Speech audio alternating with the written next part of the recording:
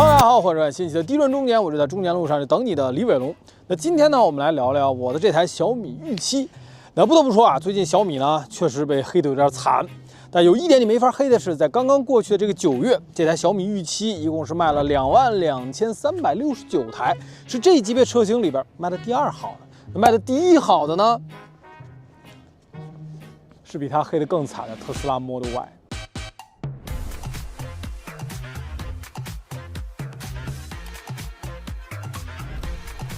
那从这个角度上来说，被黑似乎是成功的必经之路。那当然，我们今天主要讨论的并不是谁被黑得更惨，因为比起这件事儿呢，还有另外一件事我更加好奇，那就是面对中国如此挑剔的汽车消费者，这台特斯拉 Model Y 到底是如何做到一骑绝尘的？那为此呢，我是特意把这台小米预期从上海一路开了过来，这两台车放在一起，仔细的比一比。那其实这两台车，相信大家都已经了解的差不多了。那这一点你从两家的展厅上也能明显的感受到。那我儿子最近在补习英语，等他的时候我就会逛一逛汽车展厅。从体验上来说，小米和特斯拉给我的感觉颇为相似。总结一下，就是讲车这件事儿啊，基本上已经被老板干完了。这个就叫专业。你去小米的店里，经常会听到这样的对话：您之前了解过咱们这款车吗？了解过。您从哪儿了解的？雷总给我讲的。一般这句话一说，销售就只能说，那你应该了解的挺清楚的。同样，你去到特斯拉的店里，也能听到类似的对话。您之前了解过咱们这款车吗？了解过。从哪儿了解的？胡总给我讲的。这句话一说，基本上不光是车您了解的很清楚了，超市、手机啊，应该也是颇有研究的。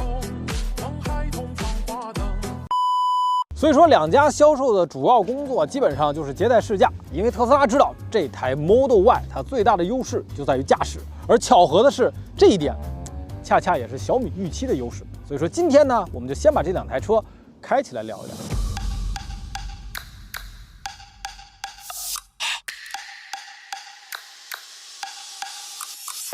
那每次开特斯拉 Model Y 的时候，都会让我觉得很好奇啊！我就非常好奇特斯拉是如何把这台车卖给这么多中国消费者的。因为在我印象里，中国消费者在买车的时候更在意的还是配置。大家更关心的还是冰箱、彩电、大沙发这些东西有没有拉满，对于驾驶这方面的需求并不是很大。但问题是，特斯拉 Model Y 却是卖的最好的那一个，而且在这台车上，除了驾驶之外，它真的很难给你提供其他的东西。在这台车上，你能获得怎么样的体验，完全取决于你坐在什么样的位置。那如果你坐的是驾驶位首先你可以获得一个手感一流的方向盘。就这个方向盘呢，我是见一次吹一次必须要表扬一下。它整体的握感还有手感都是非常不错的，甚至比一些性能车或者跑车它来的都要更直接两方面的原因。第一方面呢，就是这个方向盘的盘幅是比较小，就这个盘幅你握上去就容易激发你的驾驶欲望。那不像是一些其他的 SUV 车型，给你弄个巨大的方向盘放在这儿，就你一握上去就感觉没有任何的驾驶欲望就只剩下开车了。另外一方面的原因就是它整个方向盘的手感是偏沉的，因此你在转动这个方向盘的时候是能够有一些真实的反馈你会觉得有一些沟通感。当然有人会觉得这样的转向力度呢有点影响日常驾驶了，觉得太沉了。但我想说的是，这个车好就好在它统一。虽然说这个车它的转向手感是偏沉的，但是悬架也不舒服呀，俩加一块负负得正。那说到悬架 ，Model Y 的这套底盘呢，基本上就是属于没有技巧全是感情。就不拼配置没有用什么双腔空悬，也没有用什么 CDC 电调，就靠一套普通的这个轮弹簧，依然是调出了一个不错的表现。就在这儿，我必须摸着良心的说，我觉得整个 Model Y 这个车它舒适性的表现其实还可以，就并没有大家说的那么离谱，是说这个车悬架有那么硬。但你之所以会觉得这个车不舒服，或者说觉得它悬架比较硬呢，主要就是因为你开了太多空气悬架的车因为这2年国内厂商太想进步了把很多应该是更贵车型上用的这种双腔空悬 CDC 的这个配置下放到这个级别的车型里边。在这台车上你其实只有2种选择，要不然呢就是选择成为驾驶员，要不然呢就是选择成为乘客，而我永远要当驾驶员。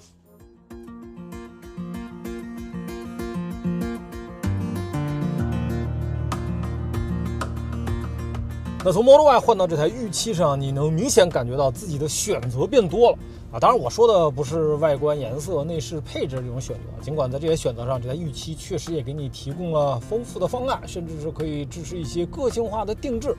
那我想说的是，在驾驶方面，你也是有的选的。就说白了 ，Model Y 那个车呢，它挑人。你只有喜欢驾驶，喜欢偏沉的方向盘，喜欢这种硬朗的悬架，在这台车上你才会获得快乐。而这台预期呢，无论你是什么样的风格，它都会努力的去适应你。那本质上来说，这台车它整体的调教相比速七呢是要更加舒适的，所以说在它身上你可以用一种相对舒缓的节奏去驾驶这台车。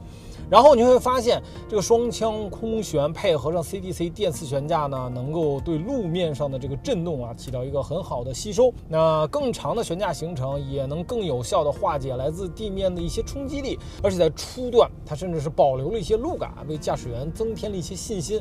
那这一点上，我感觉就是小米工程师有意为之啊。其实它完全可以做成一个抹平路面所有信息的一个底盘的调教，但实际上呢，它还是为了保留驾驶乐趣啊，流利丁丁啊，让它通过方向盘以及通过座椅呢传递到驾驶员的身上。当然，你也可以换一种方式来驾驶这台车，比如说把模式调到运动增强。